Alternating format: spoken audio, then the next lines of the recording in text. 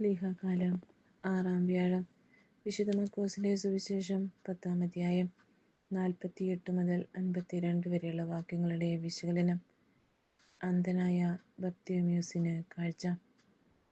ജെറുസലേമിലേക്കുള്ള രാജകീയ പ്രവേശനത്തിന് തൊട്ടുമുമ്പുള്ള ഒരു അത്ഭുതമാണ് അന്ധനായ ബർത്തിമേയുസിന് കാഴ്ച നൽകുന്ന സംഭവം. 3 വർഷത്തെ തൻ്റെ പരസ്യ ജീവിതത്തിൻ്റെ അന്ത്യമായിട്ടും തൻ്റെ മിശിഹാത്വം ശിഷ്യൻ പോലും മനസ്സിലാക്കാത്തതിൻ്റെ ദുഃഖം യേശുവിനുണ്ടായിരുന്നു. എന്നാൽ എല്ലാറ്റിനും അറുതി വരുത്തിക്കൊണ്ട് ബർത്തിമേയുസ് എന്നു പേരുള്ള ഒരു അന്ധൻ കാഴ്ച ലഭിക്കുന്നതിനായി ദാവീദിൻ്റെ പുത്ര എന്ന് ഉച്ചത്തിൽ വിളിക്കുന്നത് സുവിശേഷത്തിലെ ആദ്യ സംഭവമാണ്. മറ്റുള്ളവർ തടഞ്ഞെങ്കിലും അവൻ വീണ്ടും വിളി ഉച്ചത്തിലാക്കി. അത്ഭുതം പ്രവർത്തിക്കുന്ന യേശുവിനെ മറ്റുള്ളവർ വെറും അത്ഭുത പ്രവർത്തകനായി കണ്ടപ്പോൾ അന്ധൻ മാത്രം അത്ഭുതം പ്രവർത്തിക്കുന്ന ഇവൻ ദാവീദിൻ്റെ വംശത്തിൽ നിന്നും പിറക്കാനിരിക്കുന്ന മിശിഹായാണെന്ന് തിരിച്ചറിഞ്ഞു.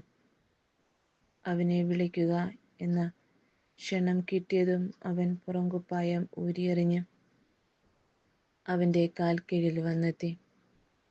തന്നെ അനുഗമിക്കുന്നവർ തൻ്റെ പഴയ മനുഷ്യനെ ഉരിഞ്ഞു മാറ്റണമെന്ന യേശുവചനത്തെ അവൻ പുറംകുപ്പായം ഊരിയെറിഞ്ഞതിലൂടെ അന്വർത്ഥമാക്കിയിരിക്കുന്നു.